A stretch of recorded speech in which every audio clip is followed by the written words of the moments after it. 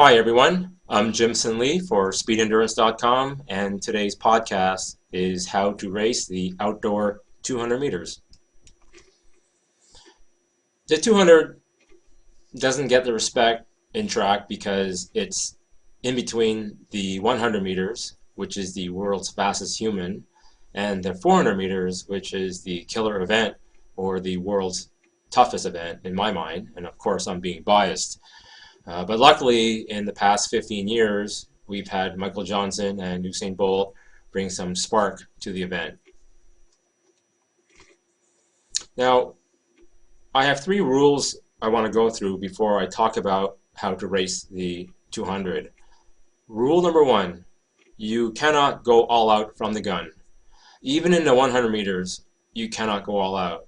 So don't expect the 200 to do the same. And it's just like a 400, you have to run the race in phases. Rule number two, lane 1 and lane 8, it is still 200 meters. I hate it when people complain they get a bad lane in the 200, and I always remind them it's still 200 meters.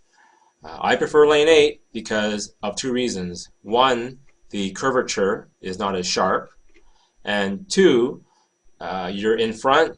No one's in front of you. You run your own race. If someone passes you, and they pass you.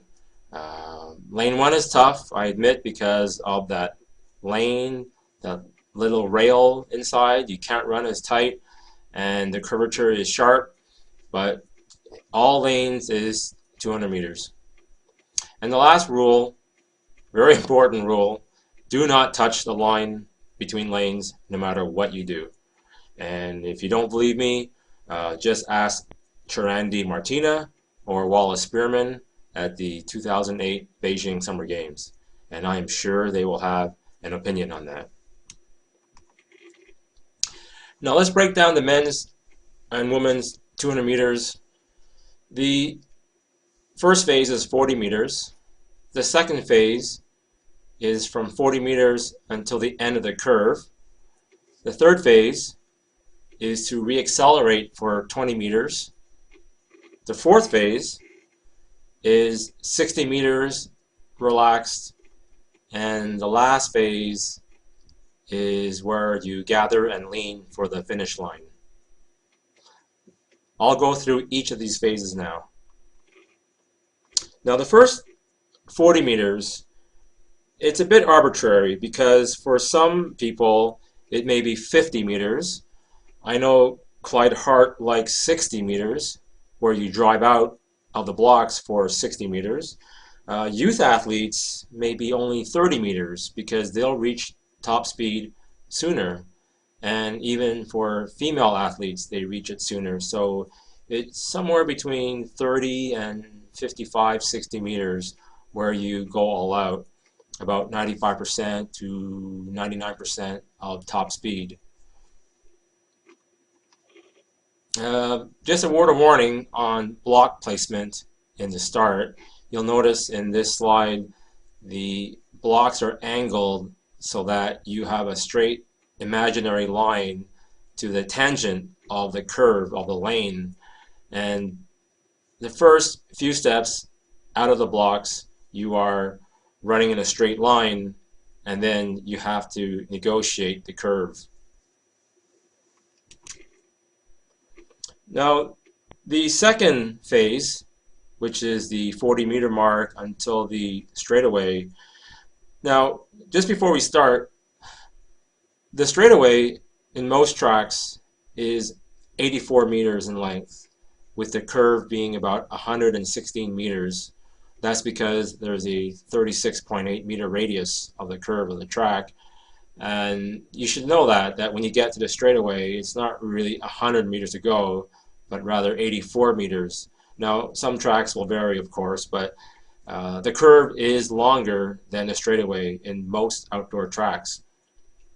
Now, this phase, phase 2, I feel is where the race is won or lost, and only because people just don't run their race. If you're in a lane, you may spend too much energy trying to catch the guy in front of you, or if you have your own lane, and then there's someone who just blows by you on the inside. All these factors gets the athlete really excited, and you lose concentration, you lose your form, you might touch the lane on the track. This is the part where I really feel you have to stay controlled and stay focused for about 60 meters, maybe 70 meters in length. So phase 3 is what I call a 20-meter reacceleration. And the best example I can think of is Tommy Smith at the 1968 Olympics in Mexico City, where as he got to the straightaway, he just pushed for 20 yards. And it was known as the Tommy Jets, as you've seen in videos on YouTube or on TV. This is the reason why you do all the changing speeds and changing rhythms at track practice.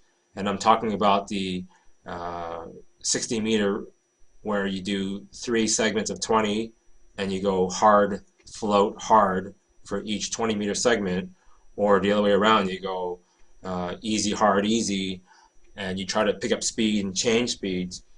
This is the reason why, because in situations like this, in the 200, where you are already going near top speed, you have to make the effort to push for about 20 meters, and then you relax. Now phase 4 is the last 60 meters, and this is where the lactic acid setting in. This is where you're losing form, and this is where you swear the finish line is being pushed farther and farther away from you as you run. It's really important here through your speed endurance training, where you try to stay tall, use your arms more as you would earlier in the race, and just try to keep form, keeping your cadence, and staying relaxed as possible.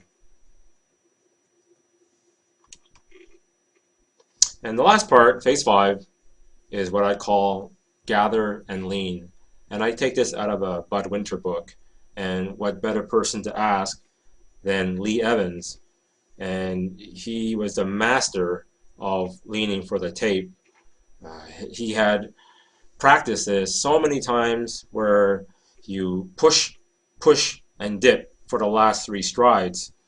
And at the tape, on your last stride, you drop your head, you bend at the waist, and then you throw your hands back. And of course, it is 201 meters for the race, not 199, not 198.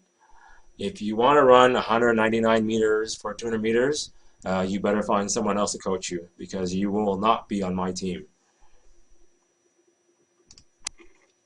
Now this picture shows why you should lean for the tape in the 200 meters.